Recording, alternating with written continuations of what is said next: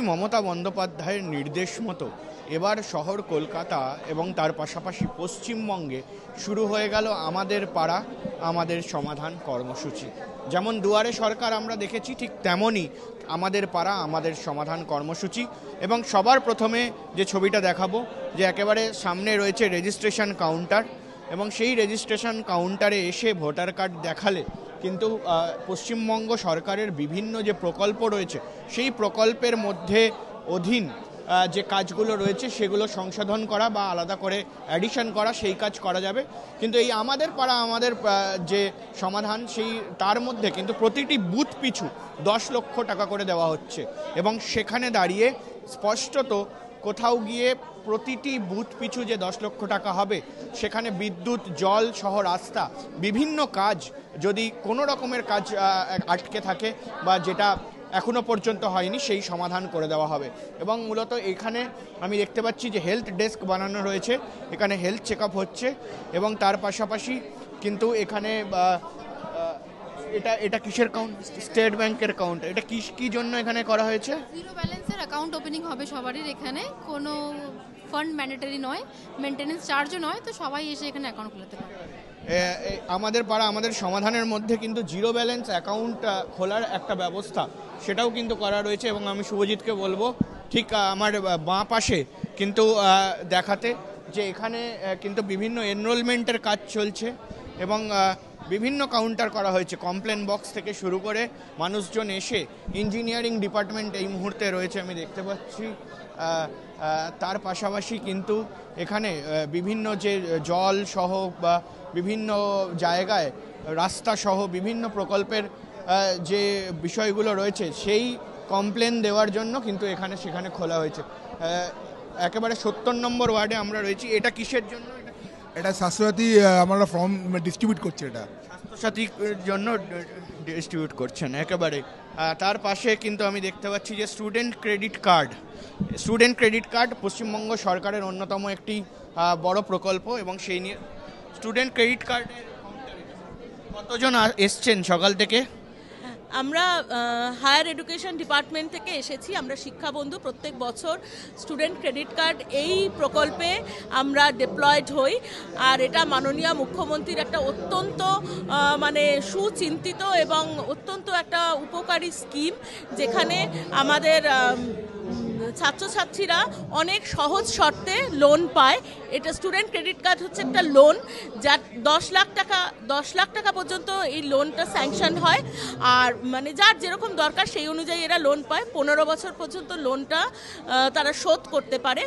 আর এইটা 40 বছর বয়স পর্যন্ত এই লোনটা তারা নিতে পারে। একেবারে যেমন আমরা দেখেছি যে দুয়ারে সরকার ক্যাম্প হয়, ঠিক সেভাবেই কিন্তু এই মুহূর্তে এখানে শুরু হয়ে গেছে আমাদের পাড়া আমাদের সমাধান। এবং খাদ্য সাথী আমি দেখতে পাচ্ছি, খাদ্য সাথী কাউন্টার। এখানে কিভাবে কাজ হচ্ছে? এখানে সেলফ সার্ভিসের মাধ্যমেও কাজ হচ্ছে এবং বিভিন্ন ফর্ম রয়েছে, যেগুলো আর কি যদি দরকার লাগে ফর্মের মাধ্যমে হবে, নইলে বেশিরভাগটাই সেলফ সার্ভিসের মাধ্যমে কাজ করে দেওয়ার চেষ্টা করে দেওয়া হচ্ছে পাবলিক আসলে। খাদ্য সাথী আমরা দেখলাম, এবং ঠিক তার পাশে আরও একটি কাউন্টার বানানো রয়েছে। এখানে কি কাজ হচ্ছে? কি কাউন্টার এটা? এখানে হচ্ছে SC ST, মানবিক আর জয় বাংলার জয় জোহার। সকাল দিয়ে এসছে, চেকিং করেছে, অনেকজন এসছে, চেকিং করেছে, ফর্মও নিয়েছে। আরও একটি কাউন্টার এখানে দেখছি যে বিনামূল্যে সামাজিক সুরক্ষা যোজনা। কি হচ্ছে এখানে? বিনামূল্যে সামাজিক সুরক্ষা মানে যারা আনঅর্গানাইজড সেক্টরে কাজ করেন তাদের জন্য মহামান্য মুখ্যমন্ত্রী 55 টাকা করে মাসিক একটা PF-এর ব্যবস্থা করেছেন। এই PF-টা ওনাদের জমতে থাকে 60 বছর পর্যন্ত, 18 বছর বয়স থেকে করা যায়। এবার সেটা তো 60 বছর পরে ওনারা তুলে নিতে পারেন। আর এর মধ্যখানে যদি সেই বেনিফিশিয়ারির কিছু হয়ে যায়, তাহলে বেনিফিশিয়ারি তখন যে নমিনি করা থাকে, নমিনি তার ক্লেমটা পেয়ে যায় ওই বইয়ের টাকাটা সহ।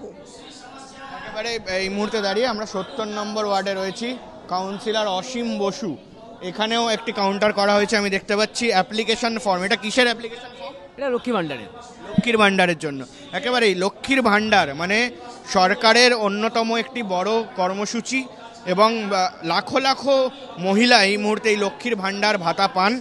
ফলে এই লক্ষ্মীর ভাণ্ডারের জন্য কিন্তু করা হয়েছে।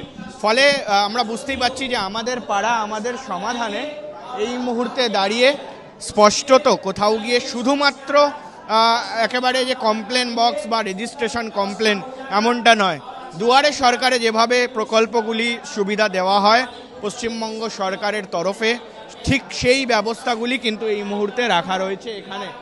এবং আমরা দেখতেই পাচ্ছি যে সামনে এখানে কাউন্সিলর রয়েছেন, এবং তার পাশাপাশি একেবারে কিন্তু এখানে ফিরাদ হাকিম কিছুক্ষণ আগে উপস্থিত ছিলেন। তিনিও কিন্তু খতিয়ে দেখছেন যে পাড়ায় পাড়ায় যে কাজগুলো হচ্ছে সেগুলো সঠিকভাবে হচ্ছে কিনা, এবং সেটাই আমাদের চোখে এই মুহূর্তে পড়ছে। এবং ঠিক এই যে হল, সেই হলের বাইরেও বেশ কিছু সুযোগ সুবিধা দেওয়ার জন্য কিন্তু এই মুহূর্তে আমি দেখতে পাচ্ছি যে ক্যাম্প গঠন করা হয়েছে, এবং সেই ক্যাম্পগুলিতে কিন্তু মানুষজন কাজ করছে। ফলে সে জায়গায় দাঁড়িয়ে স্পষ্টত বোঝাই যাচ্ছে যে আমাদের পাড়া আমাদের সমাধান, যে বুথে বুথে প্রতিটি বুথে 10 লাখ টাকা করে বরাদ্দ করা হয়েছে, সেই কাজ কিন্তু ইতিমধ্যেই শুরু হয়ে গিয়েছে। এবং 2026 সালের বিধানসভা নির্বাচনের আগে অত্যন্ত তাৎপর্যপূর্ণ, কারণ কোথাও গিয়ে মুখ্যমন্ত্রী মমতা বন্দ্যোপাধ্যায় চাইছেন যে বাড়িতে বাড়িতে পরিষেবা পৌঁছে দিতে। ফলে সে জায়গায় দাঁড়িয়ে কিন্তু এই মুহূর্তে চতুর্থবারের জন্য মুখ্যমন্ত্রী হওয়ার জন্য এবং চতুর্থবারের জন্য তৃণমূল কংগ্রেস ক্ষমতায় আসার জন্য এই প্রকল্প কিন্তু অত্যন্ত গুরুত্বপূর্ণ এবং তাৎপর্যপূর্ণ।